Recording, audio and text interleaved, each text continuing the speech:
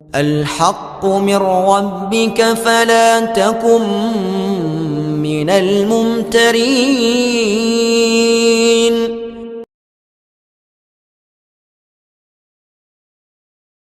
Dukun dakwah Al-Haqqu TV, pembangunan asrama, panti asuhan dan pondok pesantren Al-Haqqu, serta pembangunan Masjid Islamic Center Al-Haqqu. Salurkan donasi Anda melalui Bank Syariah Indonesia dengan nomor rekening 7726170370 dengan kode bank 451 atas nama Muhammad Rais, pengasuh panti asuhan dan pondok pesantren Al-Haqqu.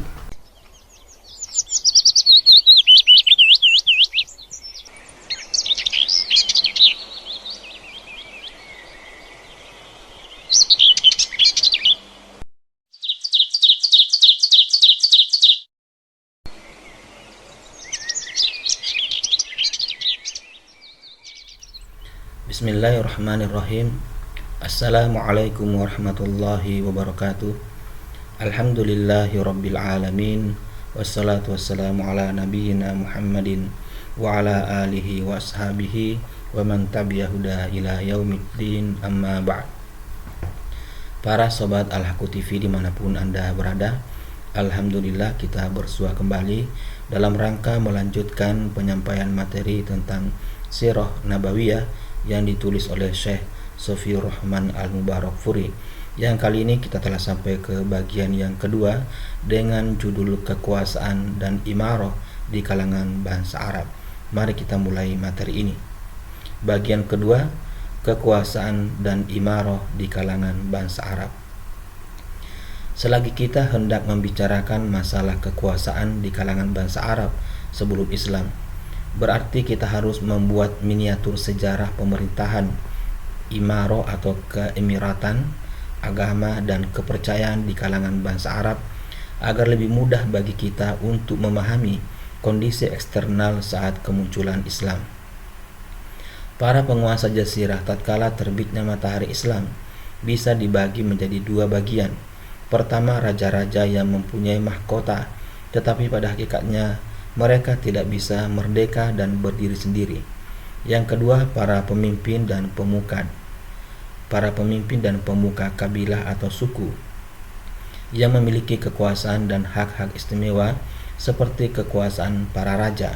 Mayoritas di antara mereka memiliki kebebasan tersendiri, bahkan boleh jadi sebagian di antara mereka mempunyai subordinasi layaknya seorang raja yang mengenakan mahkota. Raja-raja di Yaman.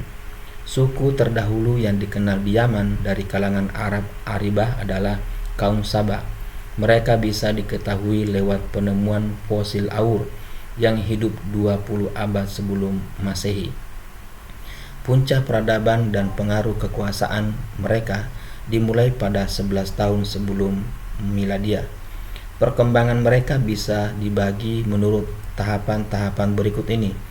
1. Abad-abad sebelum tahun 650 sebelum Miladiah, raja-raja mereka saat itu bergelar Ma'rib Saba dengan ibu kotanya Sarawah. Puing-puing peninggalan mereka dapat ditemui dengan menempuh perjalanan sehari ke arah barat dari negeri Ma'rib yang dikenal dengan istilah Kharibah. Pada zaman mereka lah dimulainya pembangunan bendungan yang dikenal dengan nama Bendungan Ma'rib yang sangat terkenal dalam sejarah Yaman. Ada yang mengatakan wilayah kekuasaan kaum Saba ini meliputi daerah-daerah jajahan di negeri Arab dan di luar Arab. 2. Sejak tahun 650 sebelum Miladiah hingga tahun 1100 sebelum Miladiah, pada masa-masa itu mereka menanggalkan gelar Ma'rib dan hanya dikenali dengan raja-raja Saba. Mereka menjadikan Ma'rib sebagai ibu kota, sebagai ganti dari Sarawah. Puing-puing kota ini dapat ditemui sejauh 60 mil dari San'a ke arah timur. 3. Sejak tahun 115 sebelum Miladiah hingga tahun 300 Miladiah, pada masa-masa kabilah Himyar dapat mengalahkan kerajaan Sabah dan menjadikan Raidan sebagai ibu kotanya. sebagai ganti dari Ma'rib. Kemudian Raidan diganti menjadi Dafar. Puing-puing peninggalannya dapat ditemukan di sebuah bukit yang di sekitarnya dikelilingi pagar di dekat Yarim. Pada masa itulah mereka mulai jatuh dan runtuh. Perdagangan mereka bangkrut sebagai akibat dari perluasan kekuasaan kabilah Nabat ke utara Hijaz. Ini sebab pertama. Sebab lainnya karena bangsa Romawi menguasai jalan-jalan perdagangan lewat laut setelah mereka dapat menguasai Mesir, Suriah, dan bagian Hijaz utara. Sebab lainnya lagi adanya persaingan antara kabilah-kabilah di sana. Faktor-faktor inilah yang menyebabkan berpencarnya keluarga Kohton, dan mendorong mereka untuk berpindah ke negeri Syasa'ah. 4. Sejak tahun 300 Miladiyah hingga masuknya Islam ke Yaman. Pada masa-masa itu sering diwarnai kekacauan, keributan, revolusi, peperangan antar suku yang justru membuat mereka menjadi mangsa bagi orang luar, hingga kemerdekaan mereka pun terenggut. Pada masa itu bangsa Romawi masuk ke Aden. Atas bantuan bangsa Romawi pula orang-orang Habasyah bisa merebut Yaman pada awal tahun 340 Miladiyah, yang justru disebutkan persaingan antara kabilah Hamdan dan Himyar. Penjajahan mereka berlangsung hingga tahun 378 Miladiyah. Kemudian Yaman bisa mendapatkan kemerdekaannya lagi. Tetapi kemudian bendungan Ma'rib jebol hingga menimbulkan banjir besar seperti disebutkan di dalam Al-Quran dengan istilah Sailul Aram pada tahun 450 atau 451 Miladiyah. Setelah itu disusul satu kejadian besar yang mengakibatkan ambruknya peradaban mereka dan mereka pun terpecah belah. Pada tahun 523 Miladiyah, Dzu Nuwas, seorang Yahudi, memimpin pasukannya menyerang orang-orang Miladiyah, orang-orang Masehi, para pengikut agama Isa Al-Masih dari penduduk Najran, dan berusaha memaksa mereka meninggalkan agama Masehi. Karena mereka menolak, maka Dzu Nuwas membuat parit-parit besar yang di dalamnya dinyalakan api, lalu mereka dilemparkan ke dalam api hidup-hidup sebagaimana yang diisyaratkan Al-Quran dalam surah Al-Buruj.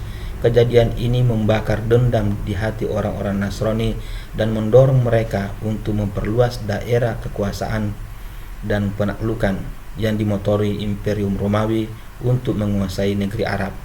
Mereka bekerja sama dengan orang-orang Habasyah dan menyiapkan armada lautnya. Ada 70.000 pasukan dari penduduk Habasyah yang turun dan mereka menguasai Yaman untuk kedua kalinya, yang dikomandani Aryad pada tahun 525 Miladiyah. Aryad bercokol di sana hingga ia dibunuh Abraha, anak buahnya sendiri, dan dia menggantikan kedudukan Aryad di Yaman setelah meminta restu rajanya di Habasyah. Abraha inilah yang mengerahkan pasukannya untuk menghancurkan Ka'bah yang dikenal dengan pasukan penunggang gajah. Setelah peristiwa gajah ini, penduduk Yaman meminta bantuan kepada orang-orang Persia.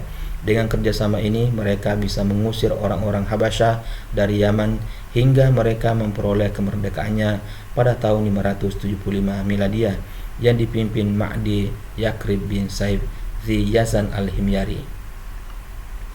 Kemudian mereka mengangkatnya menjadi raja di sana.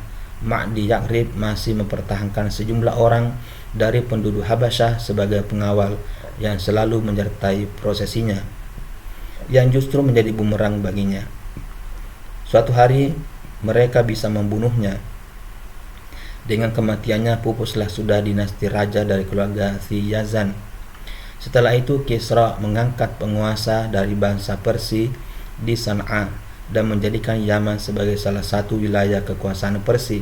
Beberapa pemimpin dari bangsa Persia silih berganti menguasai Yaman, dan era kepemimpinan mereka yang terakhir atas Yaman adalah Badzan, yang kemudian memeluk Islam pada tahun 638 Miladiyah. Dengan keislamannya ini berakhir sudah kekuasaan bangsa Persia atas negeri Yaman. Lihat keterangan lebih rinci mengenai hal ini dalam buku Tafhimul Quran dan juga Tarikhu Ardil Quran hingga akhir buku. Dalam penetapan tahun-tahunnya ada perbedaan yang cukup mencolok di berbagai referensi sejarah. Sebagian ayat Al-Quran telah menyatakan bahwa hal ini tiada lain hanyalah dongeng orang-orang terdahulu. Raja-raja di Hira. Bangsa Persia bisa menguasai Irak dan wilayah-wilayah di sekitarnya setelah Cyrus yang Agung 557 sampai 529 sebelum miladia dapat mempersatukan barisan bangsa Persia hingga tak seorang pun berani menyerangnya, hingga muncul Alexander dari Makedonia pada tahun 326 sebelum miladia yang mampu mengalahkan raja-raja mereka dan menghancurkan persatuan mereka. Akibatnya negeri mereka terpecah belah dan muncul raja-raja baru yang disebut dengan raja-raja Taif. Raja-raja Taif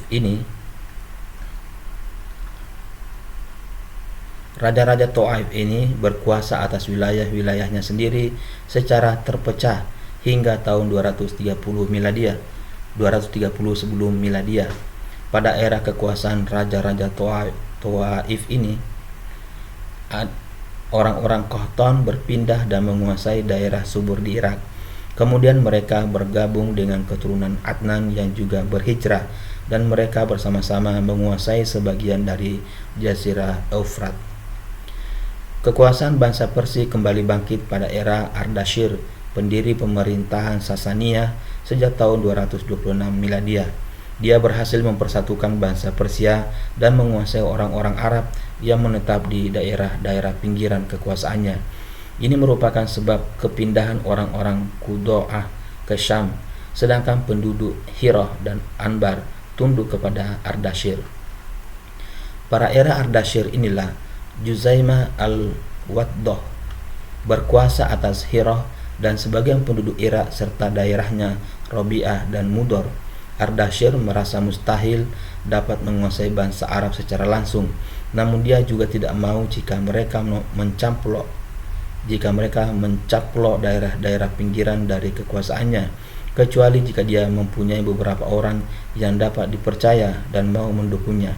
Di sisi lain, dia juga bisa meminta tolong Romawi yang bisa diperalat. Dia mengadu domba antara bangsa Arab dan Syam dan Irak. Di lingkungan kerajaan Hirah, dia juga menempatkan satu batalion dari pasukan Persia. Amr bin Adi bin Nasr al-Lakhmi naik tahta di Hirah, menggantikan Juzaimah yang meninggal dunia pada tahun 268 miladia. Ia mengawali era kekuasaan Raja-Raja Lakhmi pada masa Kisra Sabur bin Ardashir. Beberapa raja dari kalangan Lakhmi tetap berkuasa setelah itu di Hirah hingga tiba era kekuasaan Kubat bin Fairuz di Persia.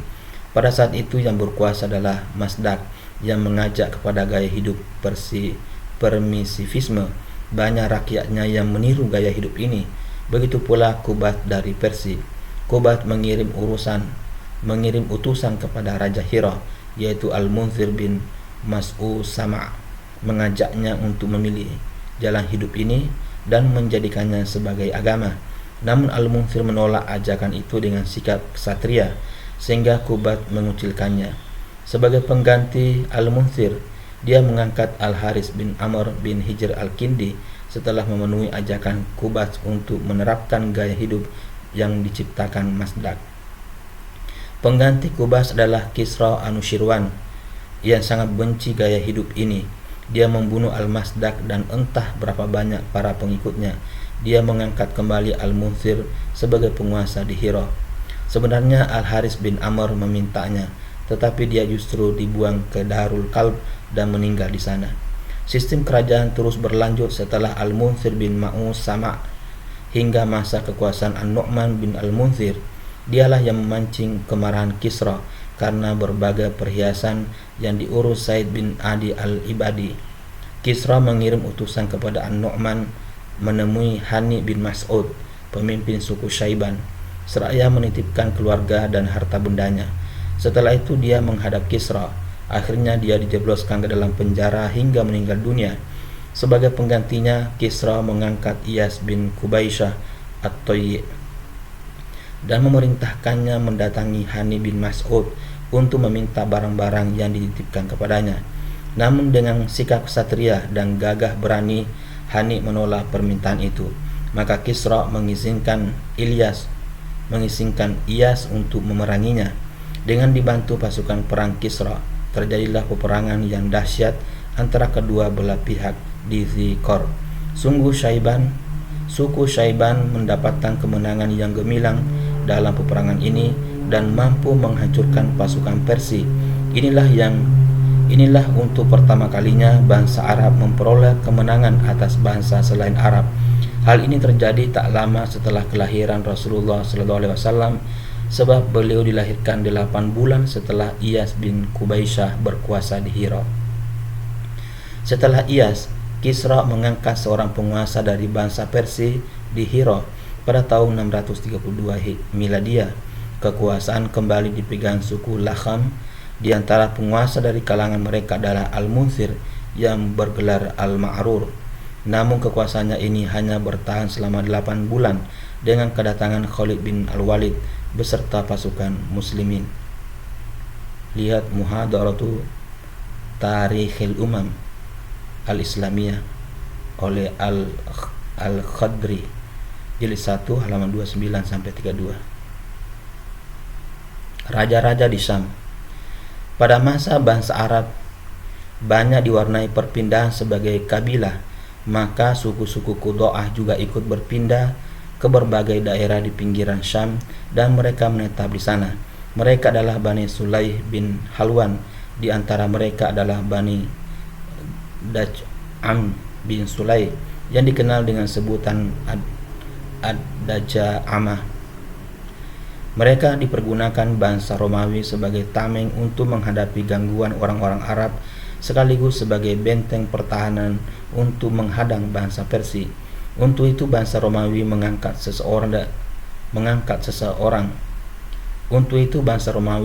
seorang raja dari suku ini yang berlangsung hingga beberapa tahun. Raja mereka yang dikenal adalah Ziyad bin Habula. Kekuasaan mereka bertahan sejak awal abad kedua Masehi hingga akhir abad itu. Kekuasaan mereka berakhir setelah kedatangan suku Ghassan yang dapat mengalahkan Ad-Daja'amah. Bangsa Romawi mengangkat mereka sebagai raja bagi semua bangsa Arab di Syam. Ibu kotanya adalah Dumatul Jandal. Suku Ghassan ini terus berkuasa sebagai kaki tangan Imperium Romawi hingga meletus perang Yarmouk pada tahun 13 Hijriah. Raja mereka yang terakhir, Jabalah bin Al-Aiham, dapat ditarik masuk ke dalam Islam pada masa Amirul Mukminin Umar bin Khattab. Imarah di Hijaz. Ismail alaihissalam menjadi pemimpin Makkah dan menangani Ka'bah selama hidupnya. Beliau meninggal pada usia 137 tahun. Dua putra beliau menggantikan kedudukannya, yaitu Nabat yang disusul Qaidar. Ada yang berpendapat sebaliknya. Setelah itu Mudad bin Amr al-Jurhumi. Maka kepemimpinan Makkah beralih ke tangan orang-orang Jurhum dan terus berada di tangan mereka. Anak-anak Ismail merupakan titik pusat kemuliaan, sebab ayahnya lah yang telah membangun Ka'bah dan mereka tidak mempunyai kewenangan hukum sama sekali. Seiring dengan perjalanan waktu, lama-kelamaan anak keturunan Ismail semakin tenggelam hingga keberadaan Jurhum semakin bertambah lemah dan kemunculan Bukhtanasor, bintang Bani Adnan dalam bidang politik, mulai redup di langit Makkah sejak masa itu. Buktinya saat Bukhtanasor berperang melawan bangsa Arab di Zatu Irq, pasukan bangsa Arab saat itu tidak berasal dari Bani Jurhum. Bani Adnan berpencar ke Yaman dan saat perang Bukhtanasor kedua tahun 587 sebelum Miladiyah, lalu pergi bersama Ma'ad ke Syam. Setelah tekanan Bukhtanasor mulai mengendor, maka Ma'ad kembali ke Makkah. Namun dia tidak mendapatkan seorang pun dari Bani Jurhum kecuali Jurshum bin Jalhamah. Lalu dia menikahi anak putrinya Mu'anah dan melahirkan Nizar. Setelah itu keadaan Bani Jurhum mulai suram di Makkah dan posisi mereka semakin terjepit. Seringkali mereka berbuat semena-mena terhadap para utusan yang datang ke sana dan menghalalkan harta di Ka'bah. Hal ini membuat murka orang-orang Bani Adnan tatkala Bani Khusa'ah tiba di Zahron dan bertemu dengan orang-orang Bani Adnan dari Jurhum hingga dapat diusir dari Makkah. Maka Bani Khusa'ah berkuasa di sana pada pertengahan abad kedua Miladiyah. Tatkala Bani Jurhum berkuasa, mereka menggali sumur Zamzam untuk mencari tempatnya secara persis, lalu mengubur berbagai macam benda di sana. Ibnu Ishaq berkata, Amr bin Al-Haris bin Mudab Al-Jurhumi keluar sambil membawa tabir Ka'bah dan Hajar Aswad, lalu menguburnya di sumur Zamzam. Kemudian bersama orang-orang Jurhum, dia pindah ke Yaman. Tentu saja mereka sangat sedih karena mereka harus meninggalkan kekuasaan atas Makkah. Tentang hal ini Amr berkata di dalam syairnya, seakan tiada teman bagi si pemalas saat ke Sofa, tiada juga orang yang diajak mengobrol di Makkah. Kitalah penduduknya dan senantiasa berada di sana, menyertai taburan debu dan malam-malam yang berubah. Zaman Ismail alaihissalam diperkirakan pada 20 abad sebelum Masehi, sementara keberadaan Jurhum di Makkah kira-kira selama 21 abad. Mereka berkuasa selama 20 abad. Khusa'ah menangani urusan kota Makkah bersama-sama Bani Bakr. Hanya saja kabilah-kabilah Mudor juga mempunyai 3 bidang penanganan, yaitu 1. Menjaga keamanan manusia dari Arafah hingga Musdalifah dan memberi perkenan kepada mereka saat meninggalkan Mina, yang boleh dilakukan setelah Bani Gaus bin Murrah dari suku Ilyas bin Mudor yang disebut Saufa. Dengan kata lain, manusia tidak boleh melempar jamroh kecuali setelah ada seseorang dari Saufa yang melakukannya. Jika semua orang sudah selesai melempar jamroh dan hendak meninggalkan Mina, maka orang-orang Saufa berada di antara dua sisi Aqabah dan tak seorang pun boleh lewat kecuali setelah mereka lewat. Setelah itu orang-orang diperbolehkan lewat. Setelah orang-orang Saufah musnah, tradisi ini dilanjutkan Bani Sa'ad bin Sa'id dari Tamim. Pelaksanaan ifadah bertolak dari Juma' ke Mina yang menjadi wewenang Bani Adwan. Ketiga, penanganan air minum yang selama bulan-bulan suci yang menjadi wewenang Bani Tamim bin Adi dari Bani Kinanah. Kekuasaan Khusa'ah di Makkah berlangsung selama 300 tahun. Pada masa kekuasaan mereka, orang-orang Bani Adam berpencar di Najd, di pinggiran negeri Irak dan Bahrain. Sedangkan di pinggiran Makkah ada suku-suku Quraisy, yaitu Hulul dan Hurum, serta suku-suku lain dari Bani Kinanah. Bani Kinanah ini tidak mempunyai wewenang sedikit pun untuk menangani Makkah dan Baitul Haram hingga muncul Qusay bin Kilab. Tentang diri Qusay ini dikisahkan bahwa bapaknya meninggal dunia saat dia masih kecil dalam asuhan ibunya. Lalu ibunya kawin lagi dengan seorang laki-laki dari Bani Uthrah, yaitu Rabi'ah bin Haram, yang kemudian membawanya ke perbatasan Syam. Setelah Qusay menginjak remaja, dia kembali ke Makkah yang saat itu gubernur Makkah adalah Hulail bin Hubsyah dari Bani Khusa'ah. Qusay melamar putri Hulail, Hubbah, dan ternyata lamaran itu disambut baik olehnya. Maka dia dikawinkan dengan putri Hulail. Setelah Hulail meninggal dunia, terjadi peperangan antara Khusa'ah dan Quraisy yang akhirnya membawa Qusay menjadi pemimpin Makkah dan menangani urusan Baitul Haram. Ada 3 riwayat yang menjelaskan sebab meletusnya peperangan ini, yaitu pertama, setelah Qusay mempunyai banyak anak dan hartanya pun berlimpah ruah, bersama dengan itu Hulail pun meninggal dunia, maka dia merasa bahwa dialah yang lebih berhak berkuasa di Makkah dan menangani urusan Ka'bah daripada Bani Khusa'ah dan Bani Bakar. Sementara itu Quraisy adalah pelopor keturunan Ismail, maka dia melobi beberapa pemuka Quraisy dan Bani Kinanah agar mengusir orang-orang dari Bani Khusa'ah dan Bani Bakar dari Makkah. Usul ini disambut baik dan mereka pun melakukannya. Kedua, menurut pandangan Bani Khusa'ah, Hulail telah berwasiat kepada Qusay agar menangani urusan Ka'bah dan Makkah. Ketiga, sebenarnya Hulail telah menunjuk putrinya Hubbah sebagai orang yang berwenang atas penanganan Ka'bah. Lalu Abu Ghibshan al-Khuzai tampil sebagai orang yang mewakili Hubbah, maka dia pun menjaga Ka'bah. Setelah Hulail meninggal dunia, Qusay membeli kewenangan mengurusi dan menjaga Ka'bah dari Abu Ghibshan yang ia tukar dengan satu geriba arak. Tentu saja orang-orang dari Bani Khuza'ah tidak menerima jual beli itu, maka mereka berusaha menghalangi Qusay agar tidak bisa tampil sebagai pengawas Ka'bah. Sementara Qusay menghimpun beberapa pemuka Quraisy dan Bani Kinanah untuk mengusir Bani Khuza'ah dari Makkah, dan ternyata mereka menyambut ajakan Qusay itu. 13. Lihat Rahmah lil Alamin, jilid 2 halaman 55.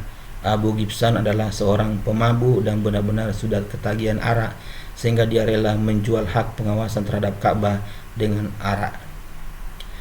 Apapun alasannya, setelah Hulail meninggal dunia dan Sufah berbuat semaunya sendiri, maka Qusay tampil bersama-sama Quraisy dan Kinanah.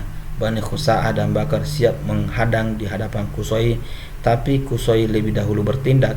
Dia menghimpun pasukan untuk memerangi mereka, maka kedua belah pihak saling bertemu dan meletus peperangan yang dahsyat di antara mereka. Banyak yang menjadi korban dari masing-masing pihak. Kemudian mereka sepakat untuk membuat perjanjian damai. Mereka mengangkat Ya'mar bin Auf dari Bani Bakar sebagai hakim untuk urusan perdamaian ini. Maka dia menetapkan bahwa Quraisy lebih layak menangani urusan Ka'bah dan berkuasa di Makkah daripada Bani Khuza'ah. Setiap darah yang tertumpah dari pihaknya merupakan kesalahan Qusay sendiri dan harus menjadi tanggung jawabnya. Sedangkan setiap nyawa yang melayang dari Khuza'ah dan Bakar harus dapat tebusan. Dengan keputusan ini, Qusay berhak mendapat pemimpin di Makkah dan menangani urusan Ka'bah.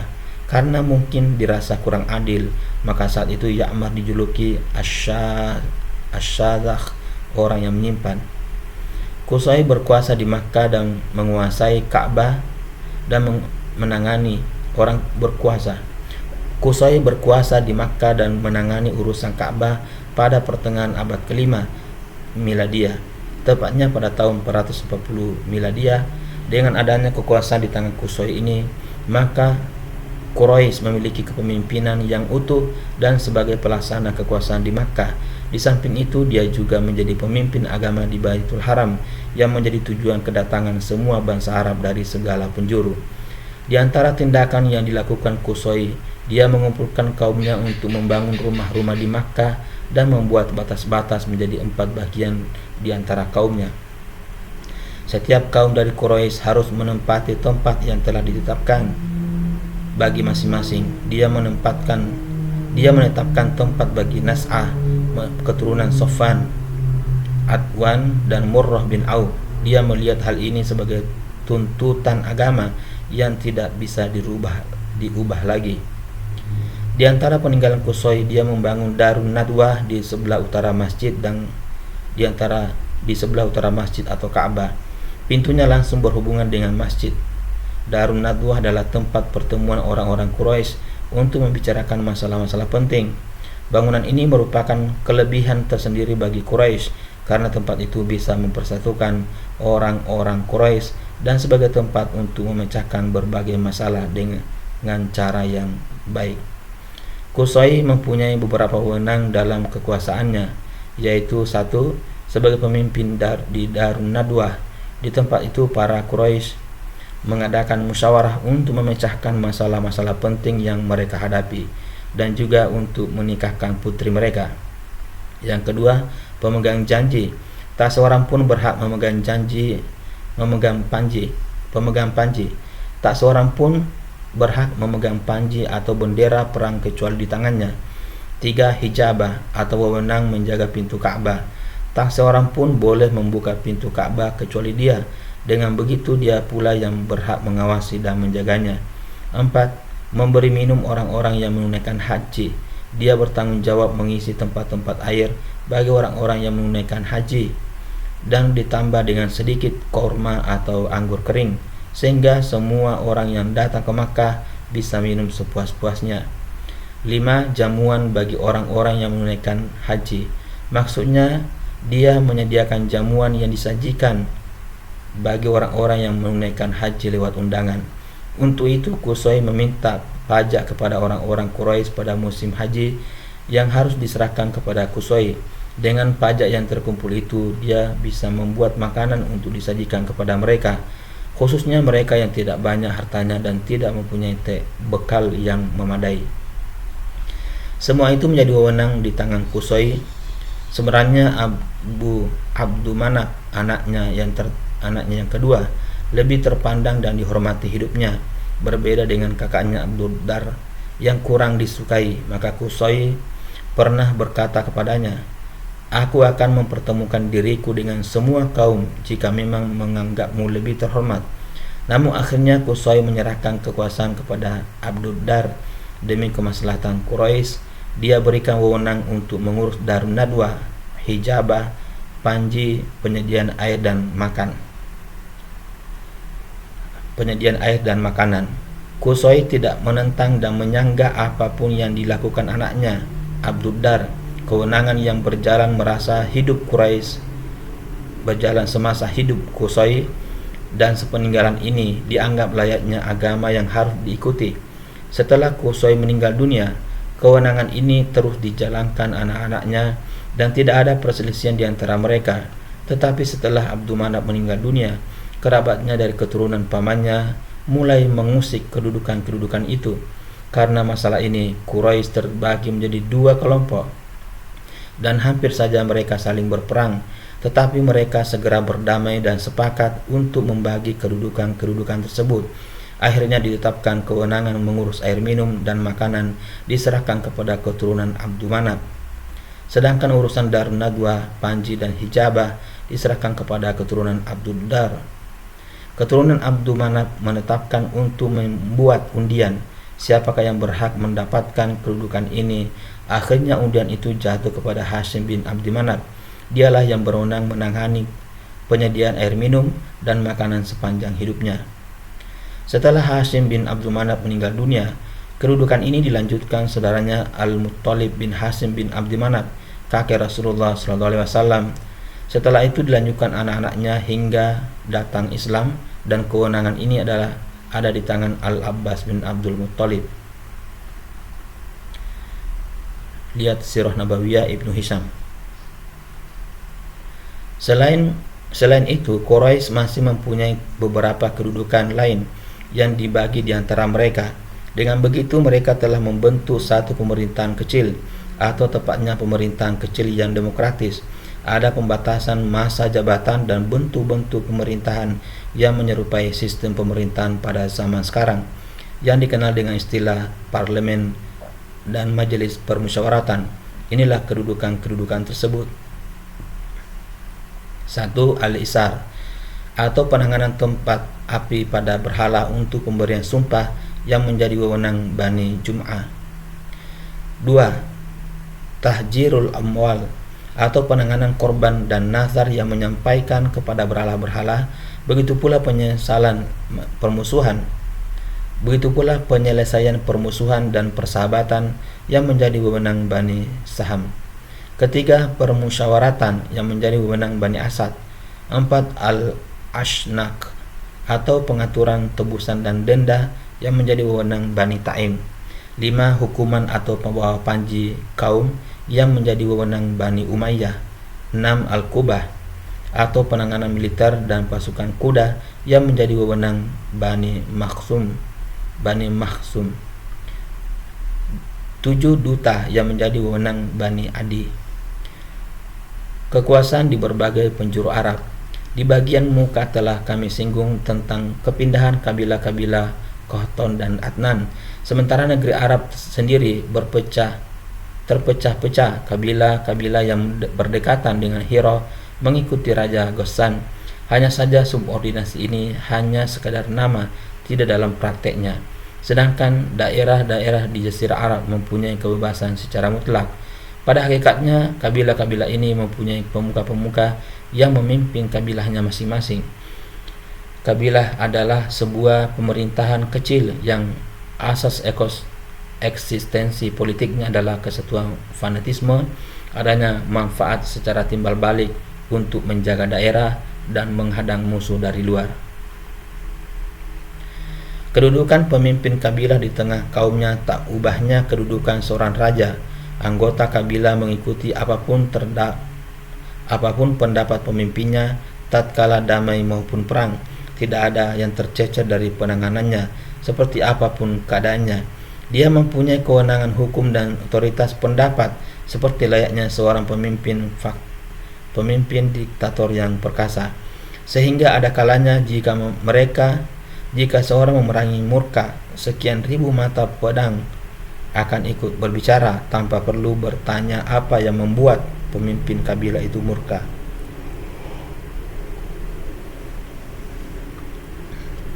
Hanya saja persaingan untuk mendapatkan kursi pemimpin di antara sepupu sering membuat mereka bersikap manis di mata orang banyak, seperti bermurah hati, menjamu-jamu, menjaga kehormatan, lemah lembut, memperlihatkan keberanian, membelah diri dari serangan orang lain, hingga tidak jarang mereka mencari-cari orang yang siap memberikan sanjungan dan pujian tatkala berada di hadapan orang banyak.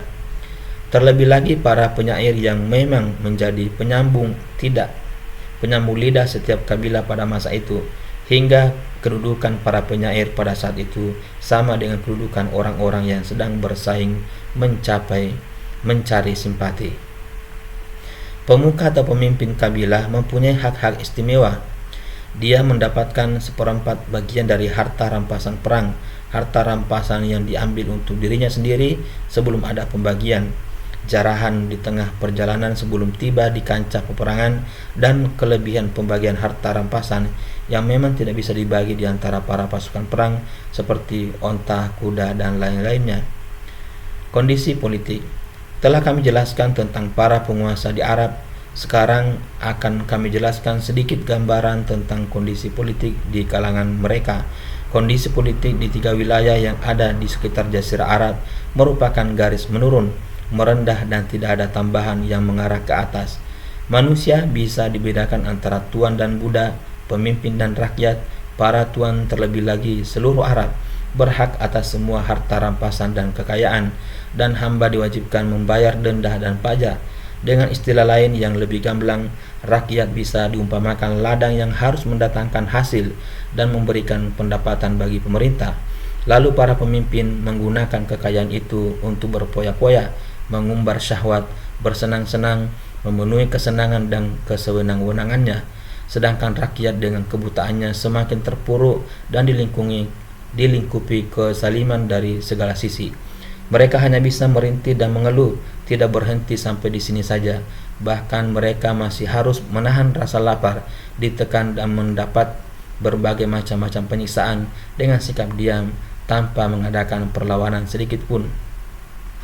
Kekuasaan yang berlaku saat itu adalah sistem diktator, banyak yang hilang dan terabaikan. Sementara kabilah-kabilah yang berdekatan dengan wilayah ini tak pernah merasa tentram, karena mereka juga menjadi mangsa nafsu dan berbagai kepentingan, sehingga terkadang mereka harus masuk wilayah Irak dan terkadang masuk wilayah Syam. Sedangkan kondisi kabilah-kabilah di Jazirah Arab tidak pernah rukun. Mereka lebih sering diwarnai permulaan antar kabilah, perselisihan rasial dan agama, sehingga salah seorang pemikir mereka berkata dalam syairnya, "Aku hanyalah sesuatu yang dicari, jika ketemu, ketemulah ia, dan jika tidak ketemu, tidak ketemulah dia." Mereka tidak mempunyai seorang raja yang memberikan kemerdekaan atau sandaran yang bisa dijadikan tempat kembali dan bisa diandalkan saat menghadapi kesulitan hingga krisis. Tetapi kekuasaan di Hijaz di mata bangsa Arab memiliki kehormatan tersendiri. Mereka melihat kekuasaan di Hijaz sebagai pusat kekuasaan agama. Sebenarnya itu merupakan campuran antara unsur keduniaan, pemerintah, dan agama yang berlaku di kalangan bangsa Arab dengan istilah kepemimpinan agama. Mereka berkuasa di tanah suci dengan sifatnya sebagai kekuasaan yang mengurus para peziarah Ka'bah dan pelaksana hukum syariat Ibrahim. Mereka mempunyai pembatasan masa jabatan dan bentuk-bentuk pemerintahan yang menyerupai sistem parlemen pada zaman sekarang. seperti yang sudah kita singgung di atas. Tetapi kekuasaan ini sangat lemah dan tidak mampu mengemban beban seperti yang terjadi saat peperangan melawan orang-orang Habasyah. Demikian para sobat Al-Haqqu TV dimanapun Anda berada, penyampaian materi bagian yang kedua dari Sirah Nabawiyah Syekh Sofiur Rahman Al-Mubarakfuri. Mudah-mudahan bermanfaat, lebih kurangnya mohon dimaafkan. Billahi taufiq wal hidayah. Wassalamualaikum warahmatullahi wabarakatuh.